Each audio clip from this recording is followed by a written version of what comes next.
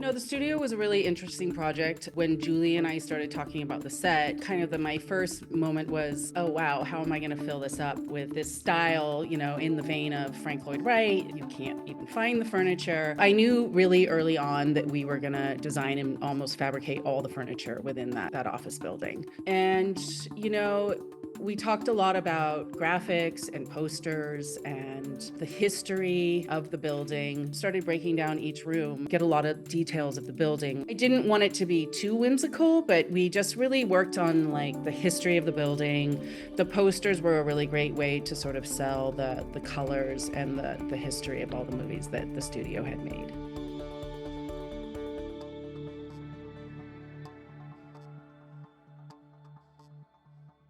Hi, I'm Jamie Hitchings of Filmmaker U. At Filmmaker U, we create courses for film professionals to deepen and diversify their skill set. You can learn more on filmmakeru.com. And don't forget to like, subscribe, and comment on our YouTube channel. Every week, we interview a film professional, and this week we are joined by Claire Kaufman, whose work includes Little Women, White Noise, Oppenheimer, and The Studio. Today, we're going to be focusing on the studio, and the series follows Matt Remnick, who's played by Seth Rogen, a newly appointed head of a struggling studio named Continental Studios.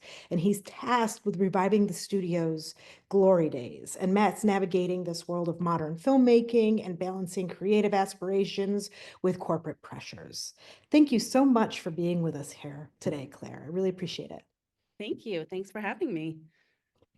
So I'm going to jump right in, and I'd like to know a little bit how you approach designing the sets that reflect the dual tone of like the satire, but yet the sincerity of the studio. So, the studio was a really interesting project. When Julie and I started talking about the set, my first moment was, oh wow, how am I going to fill this up with, this style, in the vein of Frank Lloyd Wright? You can't even find the furniture. So I knew really early on that we were going to design and almost fabricate all the furniture within that office building. And, we talked a lot about graphics and posters and the history of the building. So I really tried to keep it in these sort of earth tones with these jewel tone upholstery.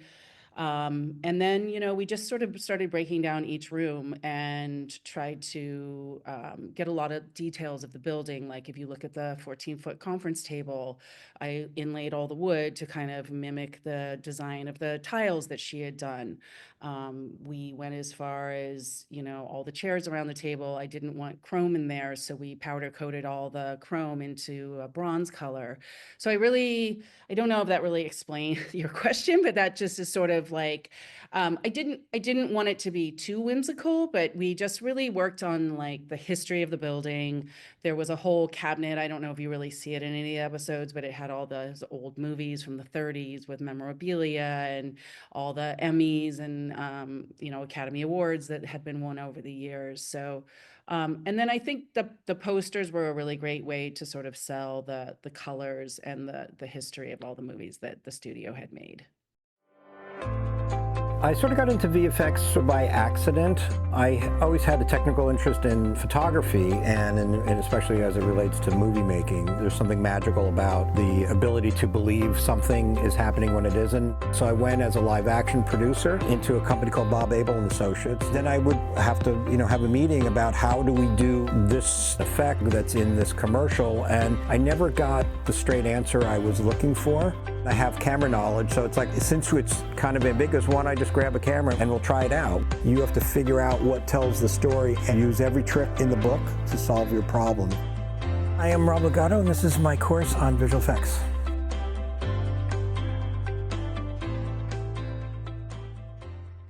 It's a beautiful set. The whole Continental offices is just it's amazing. I want to live in that building for sure.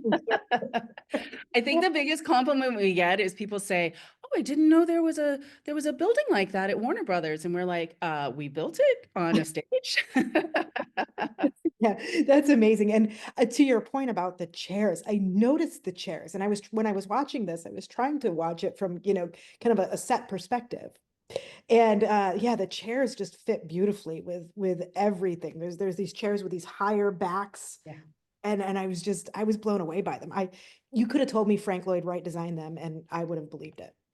So it was such a great process because I actually worked with a set designer named Adam Mole, and he hand drew. I'd sketch out and I'd show examples and upholsteries and all the wood finishes, and then he hand sketched all those pieces out, including Matt's 10-foot desk, which was rather heavy, but I really it really needed to be this showstopper piece in the room, and I really think it worked. So you were just talking about kind of the inspiration for Continental Studios, and I'd like to know, were there any like Hollywood eras or real life studios that inspired the aesthetic that you were going for? I can't say that there was sort of one studio.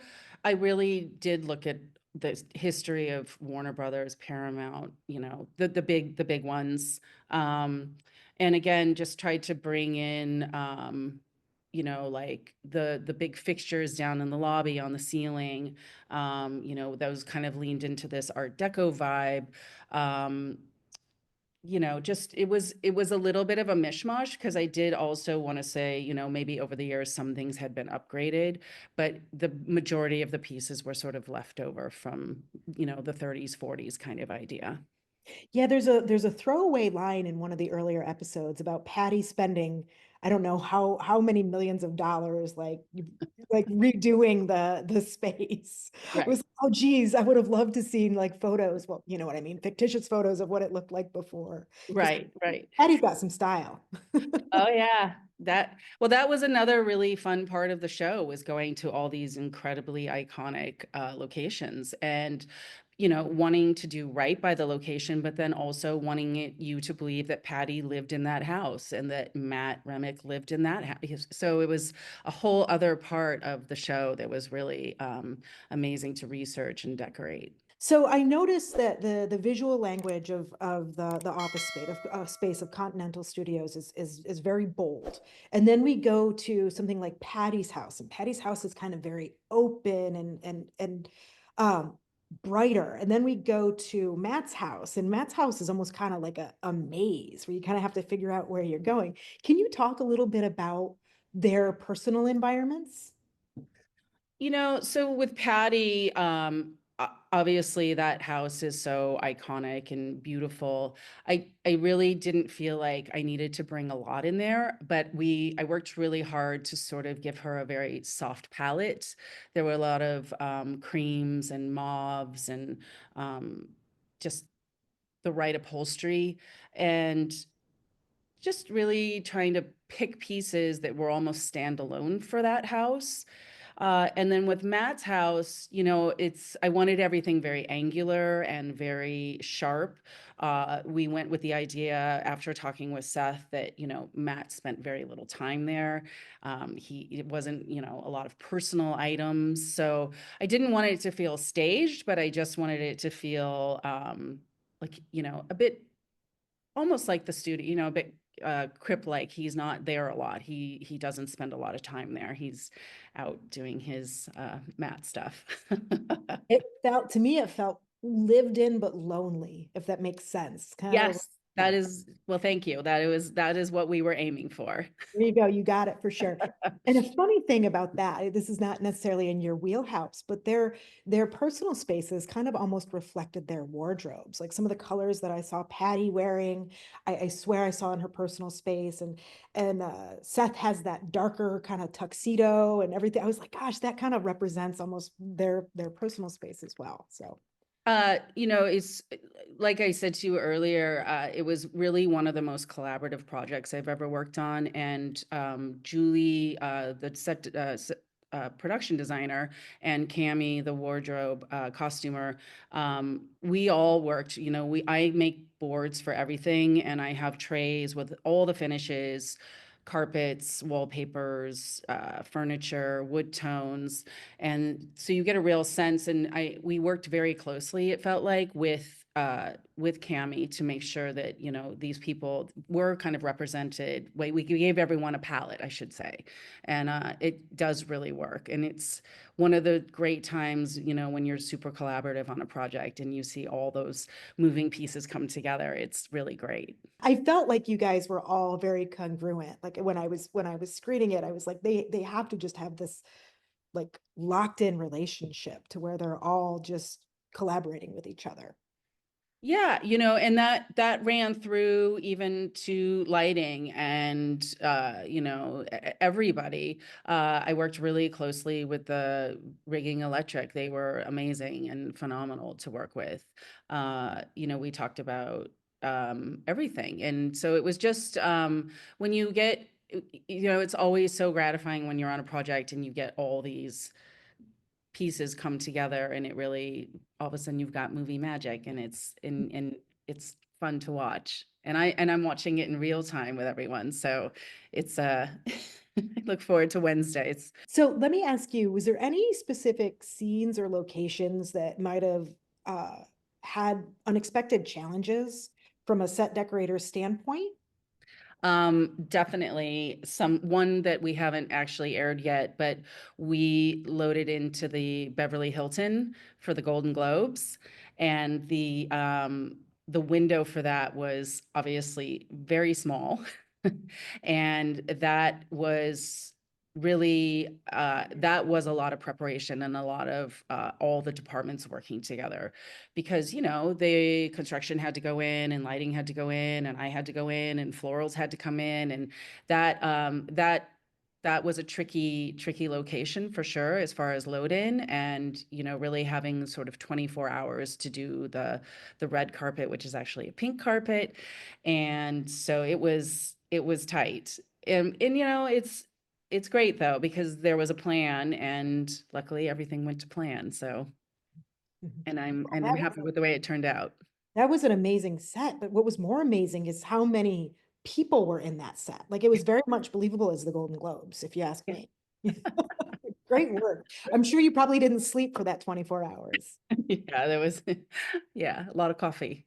Probably one of the smartest things I've ever done for my career. It gave me all the tools that I needed to be able to jump into a new career. Getting myself into a mindset, thinking like an editor, and being around people that I can talk to on that level was really invaluable to me. A lot of the things that I learned from that class, I still think about. I loved the classroom. I loved the computer stations. We built a sense of community. And it also instills a lot of confidence in you to take that and go out into the world. After I took the class, I felt very prepared to take the next step. I owe Manhattan Workshop the career that I have right now. Things have been going great, and I really have the Manhattan Workshop to thank for that. Do you have a favorite set or object from the show that you're especially proud of? Whew. I think, I don't know if there's one piece, but I am really proud of all the furniture that we designed and built. I have to tell you, it was, I only had a 6-week prep to do that show. Yeah. So that's why, I knew very early on, as far as filling up the offices, that we were really going to have to go into manufacturing quickly.